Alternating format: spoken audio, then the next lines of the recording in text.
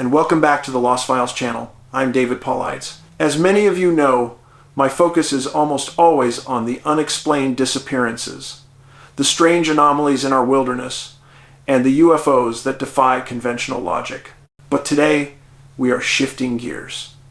Today, we confront the oldest mystery known to man, the question of what truly comes next, the question of life after the physical form expires. I call this episode, A Ghost, a Spirit, and a Demon. This is a deep dive into the true manifestations of the paranormal.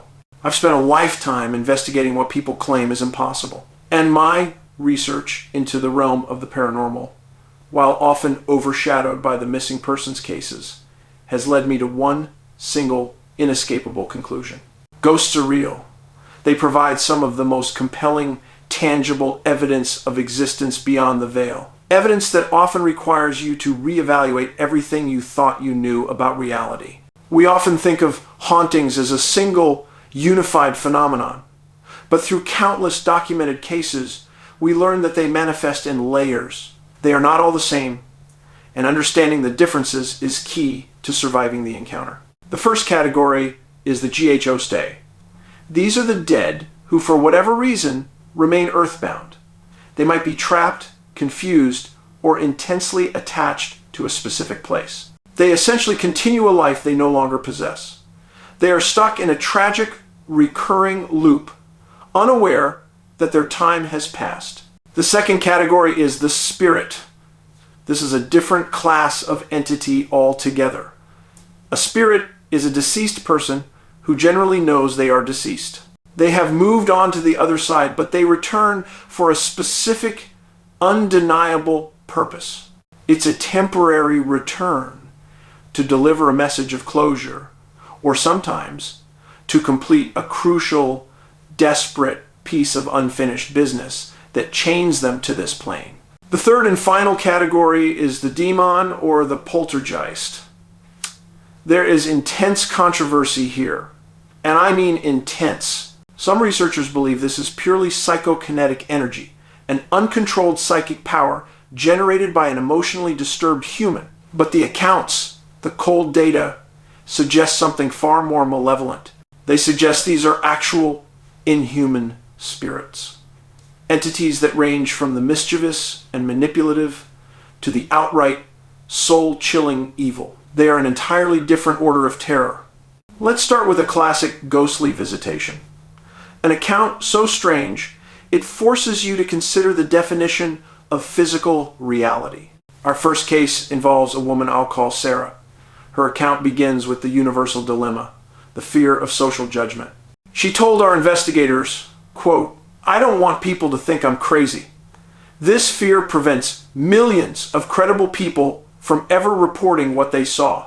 But the incident that occurred in Topanga Canyon, California, defied all logic. In the mid-1970 seconds, a mother and her two daughters lived in this isolated house in the mountains. Sarah, the daughter, was the primary witness to the initial activity, which her family immediately dismissed as absurd. The ordeal began when Sarah was alone and heard the distinct sound of a man coughing coming from a back room. It was real, clear, and unmistakable. She dismissed it at first, but it happened repeatedly. She'd clearly hear the sound, rush to locate the source, and find only silence and an empty room. Then came the sequence that sealed the dread. She heard the coughing and then the bathroom door closing. She says, "I heard somebody go into the bathroom, close the door, spit into the toilet, and flush it. I was completely alone in that house." It was a full, active sequence of a person going about their daily business, yet there was no living person present. Sarah was so traumatized, she kept it to herself. After a couple of years, the strange sounds stopped, and Sarah assumed the ghost had finally moved on. She was wrong. Years later, in 1989, the house was rented to a new couple who knew absolutely nothing of its dark history. It was a clean slate. One afternoon, the wife was in the shower. The phone rang. She ignored it. It rang 3 times, then stopped. What she didn't know was that her husband was the one calling, and on his end, he heard someone pick up the phone. He waited, but heard only static and the faint sound of a radio playing in the background. Then, the line was abruptly disconnected. The wife finished her shower, and the phone rang again. Her husband was furious. "Who is there? Who just picked up the phone and hung up on me?" She insisted she was alone. But the husband was certain, confirming he heard the specific song playing on their radio. It was their number, and someone, or something, had answered. They checked the entire house. Locked tight. No intruder. When Sarah learned of this incident, she could only offer one explanation. It's probably just the ghost. The revelation confirmed the worst. 2 people had died in that house. One suffered from severe emphysema. His condition forced him to make frequent, desperate trips to the bathroom, where he would cough, spit, and flush the toilet. He died in the early 1970 seconds. Sarah confirmed the sounds were exactly the same as the coughing man. This entity was stuck in an endless, tragic loop of his final sickness. In this case, the ghost was able to manipulate the phone line, the plumbing, and the door handles. It's a textbook example of a true earthbound ghost who simply doesn't know the play is over. Our second case steps into the territory of the spirit, a conscious entity that returns with a deliberate, singular purpose. The witness is Connie Lopez. She had never seen a ghost in her entire life until September 2001. Her ex-husband, Mario, a long-haul trucker and mechanic, had recently passed away from a massive heart attack at age 49. Mario never stopped loving Connie. They had lived together for a short time before his death.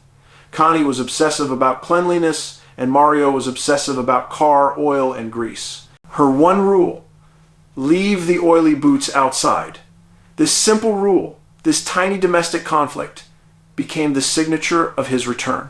A few days after Mario's death, the haunting began. Connie walked into the bathroom to shower. She saw a handprint, an oily, greasy handprint pressed onto the clean, white tile. She smelled it. It was unmistakable car oil, a large handprint. She was terrified, thinking a physical intruder was marking her house.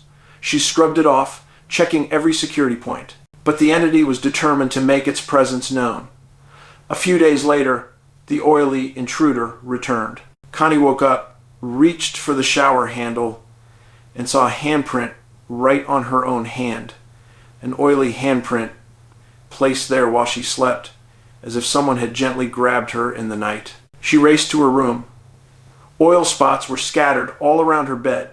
Not drips, but streaks, as if someone was walking around in a bizarre, deliberate pattern. She found the same mysterious streaks of oil around the bar stools and across the carpet in the dining area. Someone had purposefully splattered oil all over her spotless home. Connie frantically cleaned the oil, and as she scrubbed the thick, sticky grease from her new carpet, the revelation hit her. A cold chill that wasn't born of fear, but recognition. She had done this before. Countless times, she had yelled at Mario for tracking his car oil into the house. It was their one persistent fight. Mario was using the one thing that defined him, the car oil, to send a final, unmistakable message. A unique, deeply personal signature of his consciousness. The spirit of Mario was communicating his presence through a final, defiant, oily joke. He was saying, "Now I'm gone. Now what are you going to do?" This case is remarkable because it gives us physical, tangible evidence the oil stains remain on the carpet to this day. Proof that a spirit can cross the void with a purpose and leave a mark. We now transition to the final, most volatile category, the demon. This is a different level of terror altogether. The case began with the innocent use of a homemade Ouija board in Malibu in 1975. 3 young sisters and a friend were experimenting, trying to contact spirits of celebrities. At first, it was harmless fun. But one night, the mood changed entirely. The penny stopped giving coherent answers and began to jumble letters. Then, the penny started moving too fast. It would slide rapidly off the paper, indicating the presence of something aggressive and impatient. The spirit finally responded. saying it was really close and in the house. The atmosphere in the room turned hostile, almost palpable. The girls demanded its name, and the entity responded by spelling out a confession that they were speaking to someone related to Satan. He then divulged that he was a demon, and he gave his name, Bart. The young girls were instantly hysterical. Had they invited an ancient evil into their home? They were told the only way to get rid of the spirit was to burn the Ouija board. Kelly, the middle sister, was the one who had to go inside for the matches. She took their Doberman Gandalf with her. The second Kelly opened the door, Gandalf ran down the hall and went absolutely ballistic. The dog was screaming, barking furiously, and circling the empty stairway. Kelly was terrified, but she ran after the dog. At the foot of the stairs, trying to control the massive dog, Kelly saw it. She saw a shadow, a grayish form that moved along the wall. She says, I don't know what I was seeing, but the dog and I were looking at the exact same area. The dog was reacting to something physical, something truly there. They managed to burn the board, but the entity had been invited in. The veil was open. The mother, Ardell, believed her daughters. The family already had a history of psychic ability, and she knew they had opened a door they couldn't close. 65. Ardell herself had 2 terrifying private encounters shortly after. The first happened in the middle of the night while she was alone in bed. Suddenly, something tried to violently pull her out of bed. She remembers grabbing onto the sheets, yelling, fighting an invisible force. She said it felt like 2 unseen hands were gripping her nightgown, trying to drag her onto the cold floor. It was not a dream. It was a physical attack. She finally screamed, "Let me alone," and the force instantly disintegrated, leaving her trembling and alone in the dark house. A few weeks later, it tried again. Ardell distinctly heard a voice calling her name, Ardell, Ardell, Ardell, coming from the front door. She found nothing. This case perfectly illustrates the volatile, frightening nature of a demonic haunting. Was it an inhuman spirit named Bart, or the collective, raw, psychic energy of the girls? The result was the same: physical terror. We have just covered 3 cases that prove the reality and the complexity of these phenomena, from the earthbound ghost to the purposeful spirit to the malevolent demon. These accounts demand our attention. They suggest a persistent, mysterious intelligence operating just outside the narrow scope of our 5 senses. Now, we've covered 3 types, but there is a 4th, equally significant category that explains many of the everyday hauntings people report: the residual haunting. These are not sentient entities, but rather echoes, a psychic film loop of past events playing over and over again on the landscape of time. That is a story for another time. I want to thank you all for joining me here on Lost Files as we explore the hidden truths of our world. Until next time, keep searching for answers, and most importantly, keep having fun. We'll see you soon.